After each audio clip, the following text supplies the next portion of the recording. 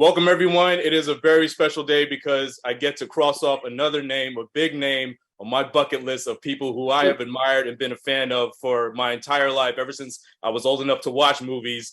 And with me right now is an iconic actor, filmmaker, father, husband, and living proof that you can go from literally having nothing and sleeping at Port Authority here in New York City to defying the Right. odds and beating the odds and being the only actor in the history of American cinema who starred in a film that opened at #1 in the box office for 6 decades in a row. That deserves a clap right there. He's the Thank producer you. and star of the movie Samaritan, premiering on Amazon Prime Friday, August 26th. Please welcome Mr. Sylvester Stallone. How you doing today, sir? I'm doing great. Thank you. That introduction, that's very humbling. Thank you. Appreciate it. No, you deserve it, man. I mean, if we had more time, I would go through all the list of accomplishments and things you've done in your career. But I want to jump right in because I did get to watch Samaritan the other day, and you play this guy, Joe Smith. He's a sanitation worker who just wants to keep a low profile and not be bothered by anybody. That is until, of course, we find out that he's not like everybody else.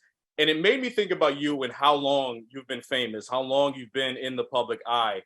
Do you ever miss being able to just go outside and not be recognized? Like maybe go to the movies and not have paparazzi hiding in the popcorn machine and things like that?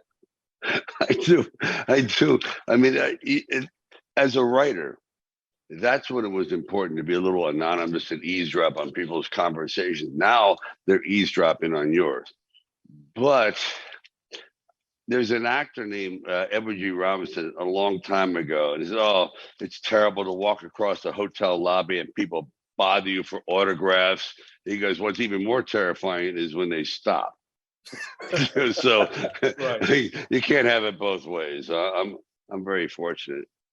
Right, right. No, I understand. Also, after watching this film, I just wanted to see if you felt the same way after I did when I watched it. The plot, in a way, to me anyway, if I felt like it mirrors what we've been seeing in our own society, where you have groups of people that feel hopeless, dismissed, Right, right. marginalized, forgotten about, and they have all this pent up anger and frustration because they don't Hmm. feel like they're being seen or heard. Is that kind of what Right. also is being Yeah. shown in the film? It's yes, and I think it's almost lack of a term biblical, but it seems to be a universal mythological thing.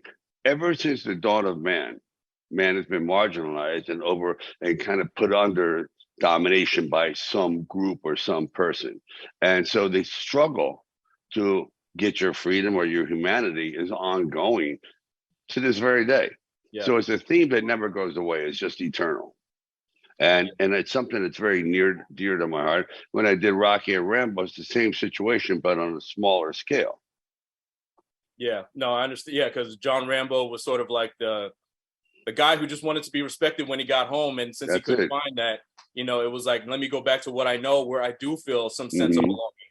So yeah, I definitely Right. understand that point there. One thing I feel you don't get enough credit for is your comedic timing.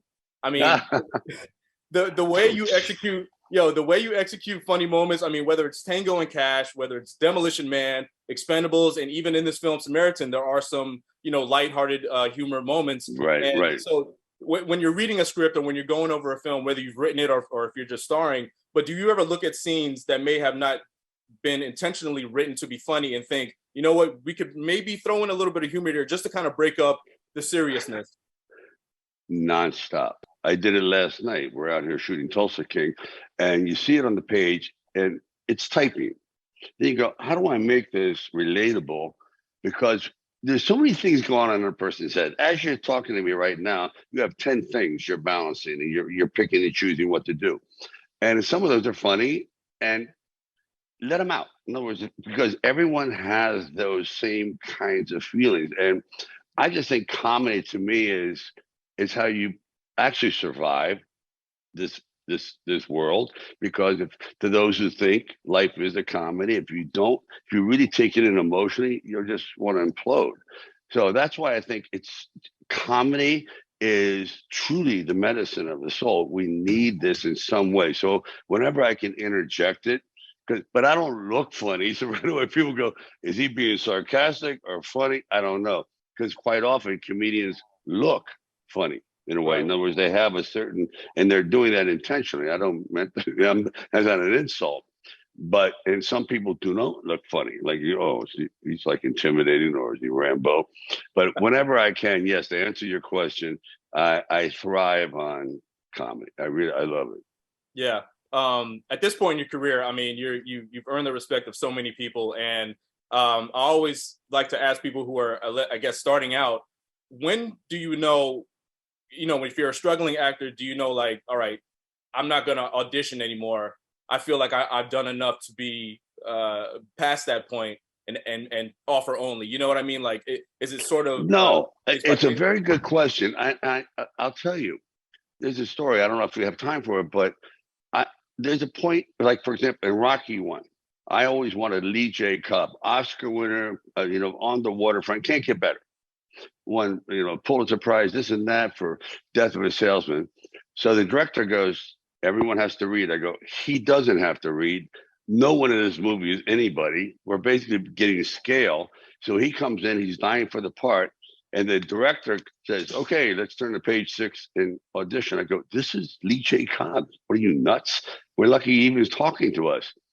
And so Lee J. Cobb turned to me and goes, I'm sorry, Mr. Stallone, I can't be in this. And I suggested to the director, if you need a voice, hire a disc jockey, because I've read enough. I mean, I think my work speaks for itself. So I agree with you. After a while, when it gets to be almost insulting that you've imprinted. It's like a guy. Can you still sing? Well, I've had 5 gold records, but Right. can you still sing? Right. You know what I mean? So I understand actors not wanting to put themselves in that position, because quite often, and I'm one of them, you're not that good at cold readings. You can freeze up, or or I tend to slur, and I do it differently. So quite often, if you're not perfect on the page, you lose the job. So I don't like it. I'd much rather have a person have a conversation in a room. Pretty much if that person has it or what you're looking for. Got it. All right. Well, we got to wrap, but thank you again for making Oh, time. so soon. And I just want to say that I am a big supporter of Oh, SlyStalloneShop.com.